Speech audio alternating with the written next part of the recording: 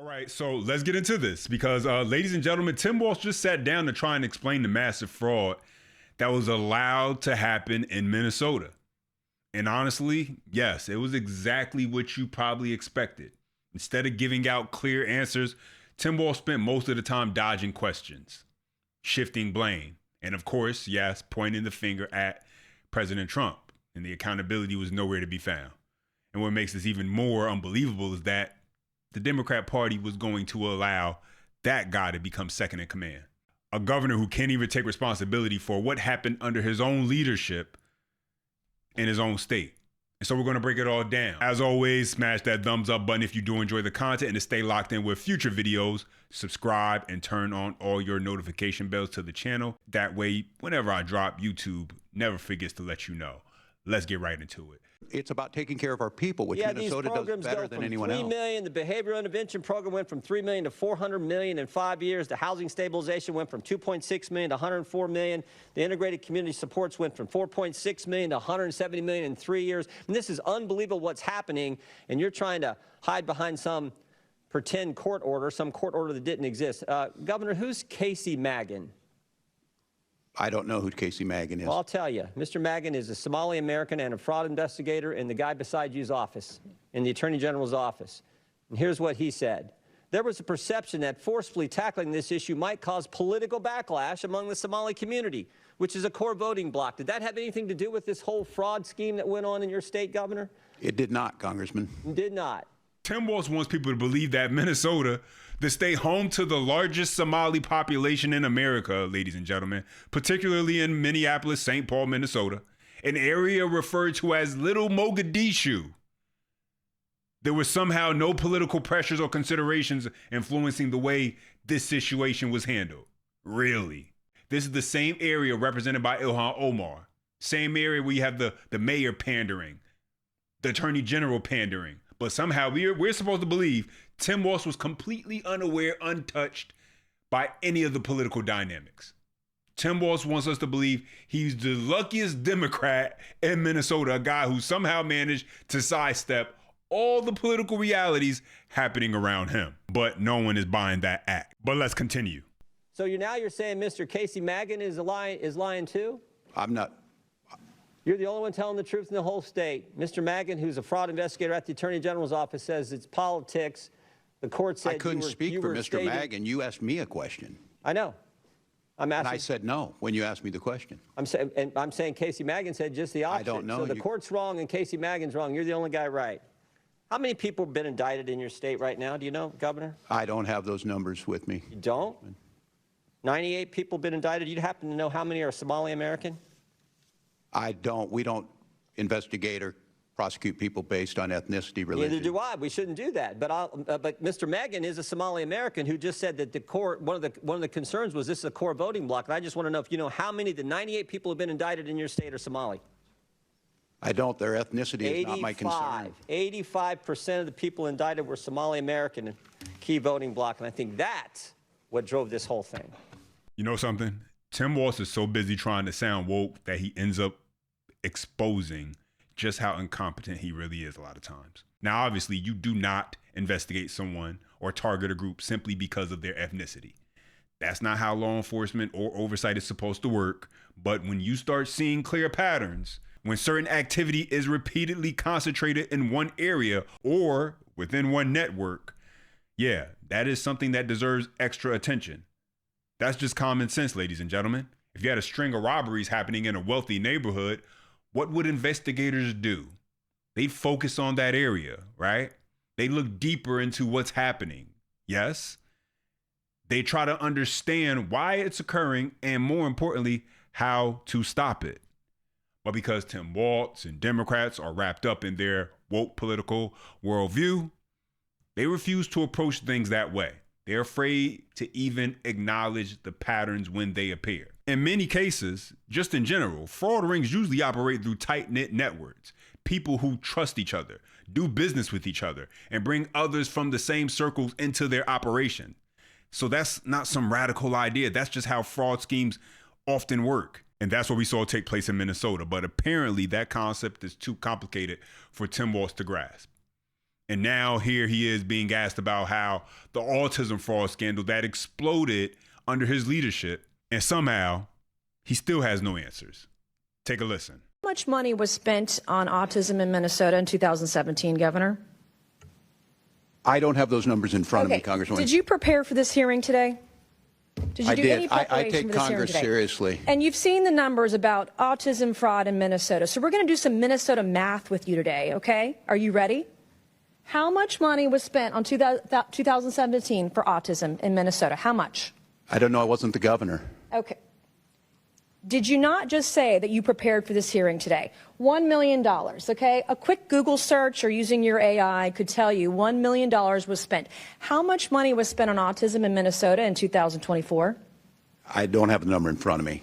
As Were you governor I in don't- 2024? I was, but I'm not the Okay, head so of your HHS. excuse before that you didn't know what 2017 autism numbers were because you were not governor, and today you can't answer the numbers about 2024 as governor, and you still said you prepared for this hearing today. It's unbelievable. $343 million was spent in 2024. What percent increase is that from $1 million to $343 million? What percentage increase is that? I'm not here to be your prop. Go ahead and tell me. Are you governor of Minnesota or not? Yes, I am. I'm Okay, not. well, when not I'm a prop governor of for a South member of Carolina, Congress. you can sure as hell bet that I'm going to know the math. The math is 34,200% increase, an increase of 343 times what it was in this time period. Ladies and gentlemen, fraud on that level only happens when you have multiple people playing their role in the scheme.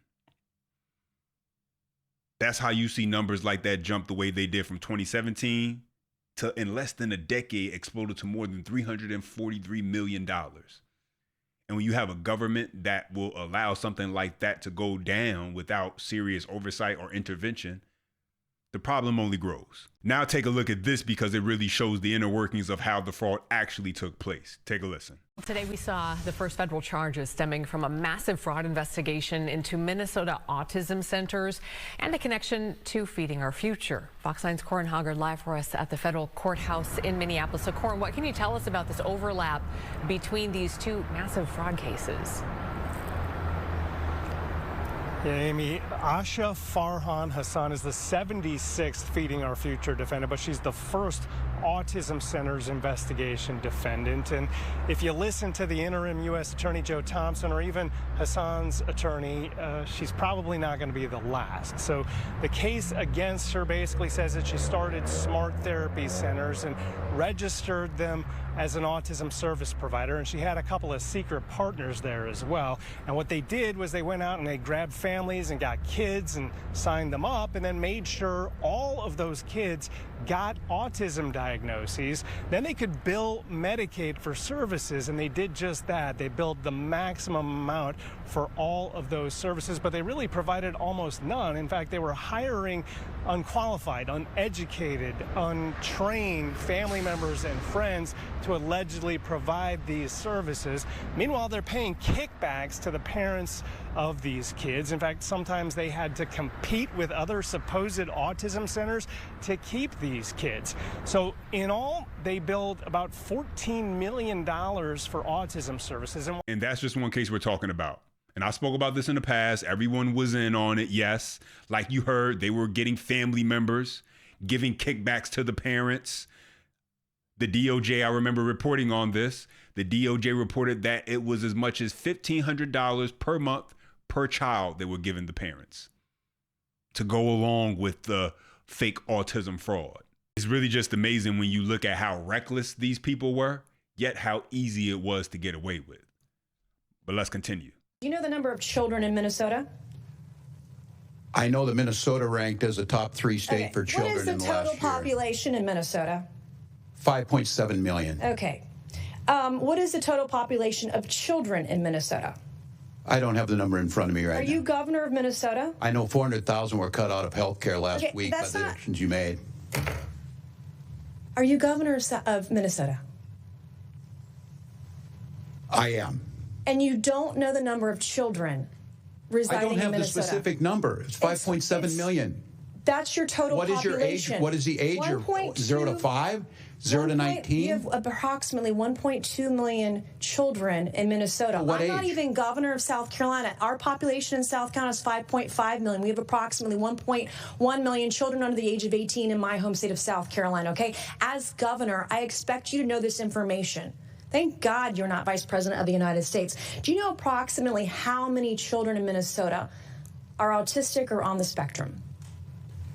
No, I don't have that number. Okay. Well, if you take the CDC's roughly 1 in 36 kids are on the spectrum, we're talking about approximately 33,000 kids. In South Carolina, it's about 31,000 or so. What is, do you know what this is per child, spending-wise, in the fraud for autistic kids in Minnesota? Again, I'm not here to be your prop. Go ahead and tell us. Is doing Minnesota math a prop? This is math. We're talking about fraud. Minnesota ranks at the top. Where does South Carolina rank? We're talking about money. Where does South Carolina children rank on healthiness? These are my questions for you. It doesn't go the other way around unless we're debating on the debate stage. But we're not. If you're asking questions about being governor, it does. I'm asking you questions about being governor of Minnesota, which you can't answer. This is basic math. And you can't even answer. Do you even care about kids in Minnesota? They rank near the top in every category. My children are fed. My children are housed. My children have health care. Getting the services they need in Minnesota. My children have the best schools. No, you don't. Mr. Chairman, I yield back. Yeah, Tim Waltz can't answer these questions because he knows the reality. And that's why, despite him deflecting and talking about how wonderful his state is, he won't be seeking re-election. It's easier to try and run and hide and fade away than stick around and have this dark cloud hanging over you as you go into an election year, I guess. And while Tim Waltz had no answers, all the Democrat Party could do was come up with blaming Trump.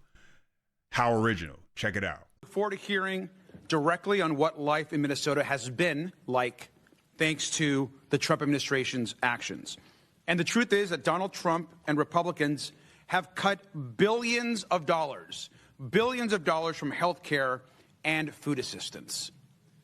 That is a reality. Instead, with that money, they have used it to hire officers who are now terrorizing cities and killing Americans. That's where our taxpayer dollars have gone. We've taken from food assistance, we've taken from health care, and we superfunded terror on American streets. Now, Donald Trump has unleashed chaos against innocent Americans and across Minnesota, and we're going to talk about that today. Terror that has actually impacted real families and kids like Liam Ramos, who have been used, as we know, as bait. And we all know Liam's story really well. The reality is American citizens, innocent kids, people have been brutalized and ripped away from their families. They've been thrown into detention centers with horrible conditions that people are literally dying in these centers. Peaceful Americans have been killed by federal officers and agents and labeled them as domestic terrorists or assassins by their own government. Where is the hearing and the outrage for those actions? And so when all else fails, blame Trump and lie about what's really going on. That's the Democrat Party's platform right now, ladies and gentlemen. Their superpower is keeping people as uninformed as they can. And if I'm being honest, it works. But now let's go to what happens when you are someone who calls out the fraud and you're a Democrat in Minnesota. What do you think they tell them? Check it out. Are you familiar with Faye Bernstein? Yes, I'm familiar with the name. She's a Democrat, isn't she? I wouldn't know that. She stated publicly that she's a Democrat. She's only voted Democrat in her life. She's also stated publicly that she was retaliated against and called racist, and that her work responsibilities were diminished whenever she was highlighting fraud within your administration. Are you familiar with that? I couldn't speak to why do you think she would allegation. Why do you think she would say that? I can't speak for what she You have no idea? I do not. You would agree that the tone in your administration comes from you ultimately, right? The tone is that. The tone of how you might deal with whistleblowers. Right, and we protect them. Wait, it doesn't sound like you're protecting them. We heard from Representative Kristen Robbins, quote, "We have dozens of credible whistleblower reports saying the exact same thing, that people were told not to say anything because they'd be called racist or Islamophobic or it would hurt the state." Do you think it's racist or Islamophobic to highlight and try to stop fraud? It is not, and I certainly wouldn't It's know. not, but that was the message your administration was sending to multiple whistleblowers. I can't speak to that. You can't speak to that. You don't want to speak to that, I think. Tell the truth about the Feeding Our Future program. This program, my understanding, received $3 million the first year. Within a couple years was getting $200 million of taxpayer money. Whistleblowers raised concerns. As the chairman said, auditors raised concerns. Everybody raised concerns. March 30th, 2021, the payments are stopped. And a little over a month later, the payments are restarted. Why didn't you tell the truth about why you restarted the payments?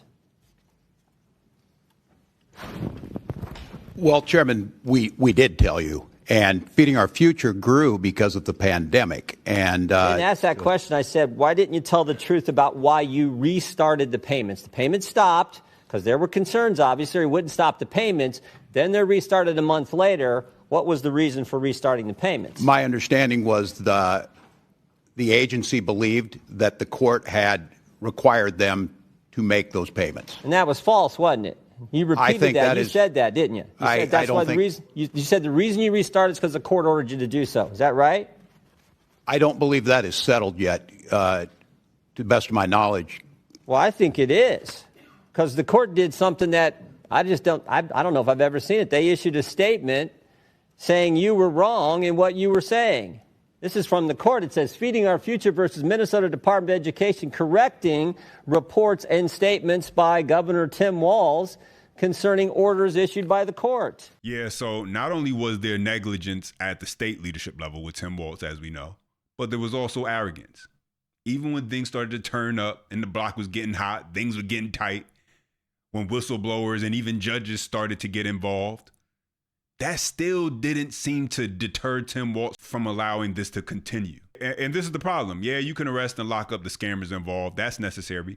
But unless there's real consequences for the leadership who are responsible, people like Tim Waltz, then there's only a matter of time before something like this happens again. Let's be honest. Because eventually this all fades from the headlines. People move on. It becomes an afterthought.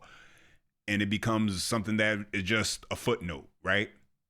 In history. That's why the Republican Party needs to step up and push for accountability. If they don't, all that does is give people another reason to believe that there's really no one out here taking this serious when it comes to stopping this type of corruption. But that's the update and my thoughts. Now let me hear from you. Drop your comments down below. As always, go ahead and smash that thumbs up button if you do enjoy the video, and subscribe to stay locked in with future content. And as always, until next time.